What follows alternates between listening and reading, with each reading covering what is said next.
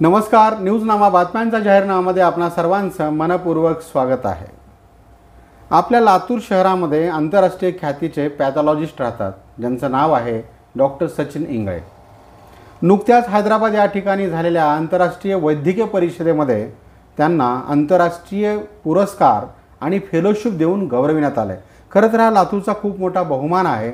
सर्वोच्च न्यायालयाचे न्यायाधीश उज्ज्वल भुयान यांच्या शुभहस्ते त्यांना हा आंतरराष्ट्रीय पुरस्कार आणि फेलोशिप देऊन गौरविण्यात आलं आहे.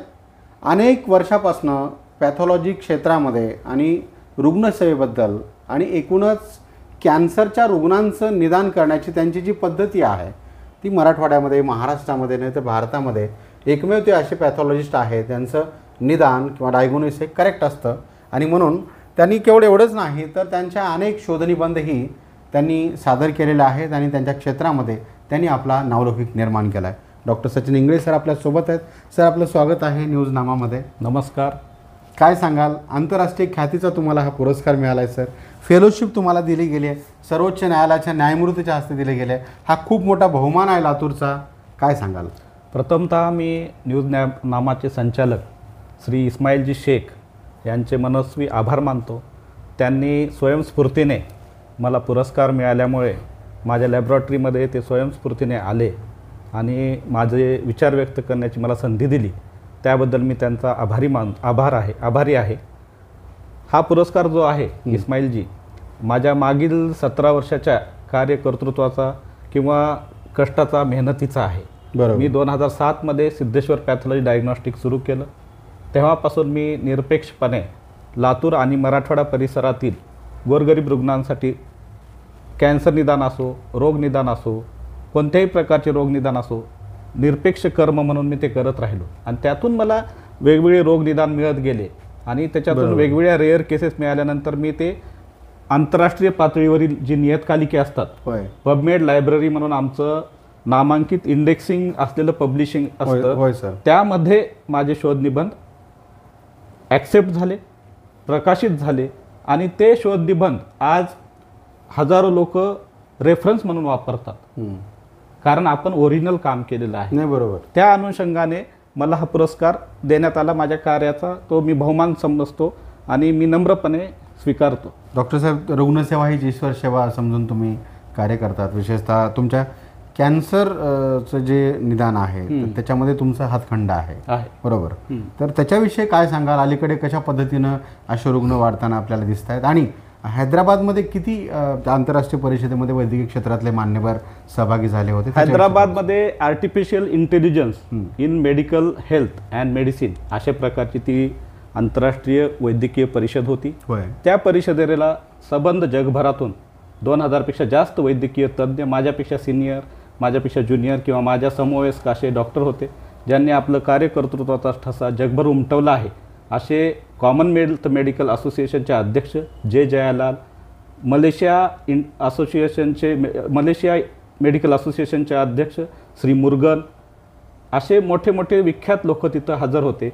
आणि त्यांच्यासमोर माझा सन्मान तोही भारताच्या सर्वोच्च न्यायालयाचे न्यायमूर्ती श्री उज्ज्वलजी भुयान यांच्या हस्ते केला. तो मला कायम संस्मरणीय झाला आहे. त्यामुळे मी आज आनंदी आहे. अगदी बरोबर. ज्या प्रमाणे सर एखाद्या शिक्षकाला त्याच्या आयुष्यामध्ये राष्ट्रपतीच्या हस्ते जेव्हा एखादा सर्वोच्च आदर्श शिक्षक पुरस्कार मिळतो, त्याच्या आयुष्यातला तो खूप मोठा पुरस्कार असतो. यापेक्षाही आणखीन 1-2 पुरस्कारांचीही घोषणा पाठीमागे झालेली होती. हो, मागे पण मी इंडियन मेडिकल असोसिएशन हेडक्वार्टरने मला 2016 पासून आत्तापर्यंत 6 वेळा गौरवले आहे. त्यापैकी एक अवॉर्ड आहे professor Indian medical association award. त्यावेळचे आरोग्यमंत्री, केंद्रीय आरोग्यमंत्री मोदीजींच्या मंत्रिमंडळातील श्री मनसुखजी मांडवीय यांच्या हस्ते मला दिल्लीमध्ये देण्यात आला. तो पण माझा एक मोठा क्षण होता की आपण काम केलं तर बाबा त्याचं ॲक्सेप्टन्स होतं, ॲप्रिसिएशन होतं. त्यामुळे माझा आत्मविश्वास दुणावला. नंतरच्या काळामध्ये मला पुढच्या 4-5 वर्षामध्ये परत इंडियन मेडिकल असोसिएशन, आंतरराष्ट्रीय medical association, Commonwealth medical association यांनी वारंवार पुरस्कृत केले. त्यांचा मी सर्वांचा विनम्रपणे आभारी आहे. अगदी बरोबर आहे सर. काय करायचं येणाऱ्या काळात रुग्णांसाठी? काय करायचं आहे? लातूर सारख्या निमशहरी गावामध्ये आपण बघतो की अनेक अडचणी येतात.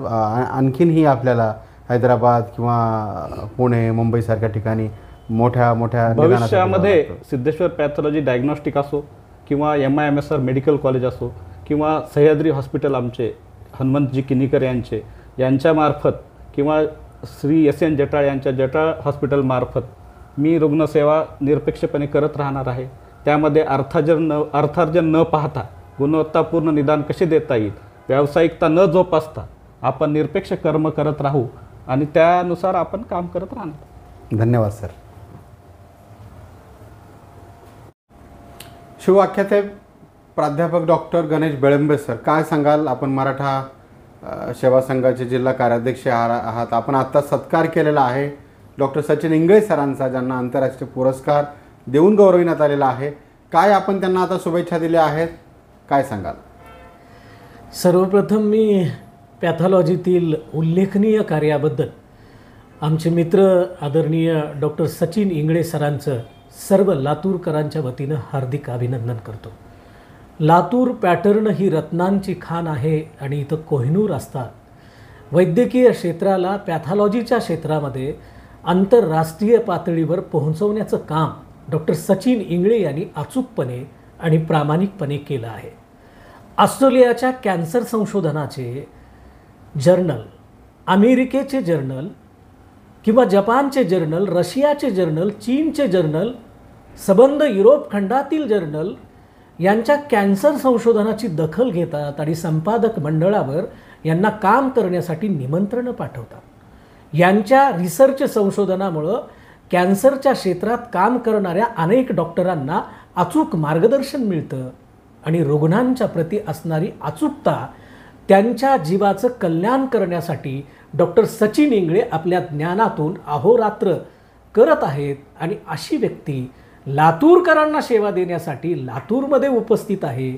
खरं तर हा लातूरचा, मराठवाड्याचा, महाराष्ट्राचा आणि देशाला आंतरराष्ट्रीय पातळीवर घेऊन जाणारा सचिन आमच्या लातूरमध्ये आहे. ही आमच्या समाजाचं भूषण म्हणून आपण त्यांच्याकडे पाहूत. येणाऱ्या काळात त्यांना अनेक असे पुरस्कार मिळतील आणि येणाऱ्या जीवनामध्ये अपघातग्रस्त असणाऱ्या, रोगग्रस्त असणाऱ्या अनेक रुग्णांच्या जीवनामध्ये नवचैतन्य पेरण्याचं काम यांच्या पॅथॉलॉजीचं योगदान निश्चित करेल असा विश्वास व्यक्त करतो आणि त्यांच्या भावी वाटचालीस अभिनंदन करून मी शुभेच्छा व्यक्त करतो.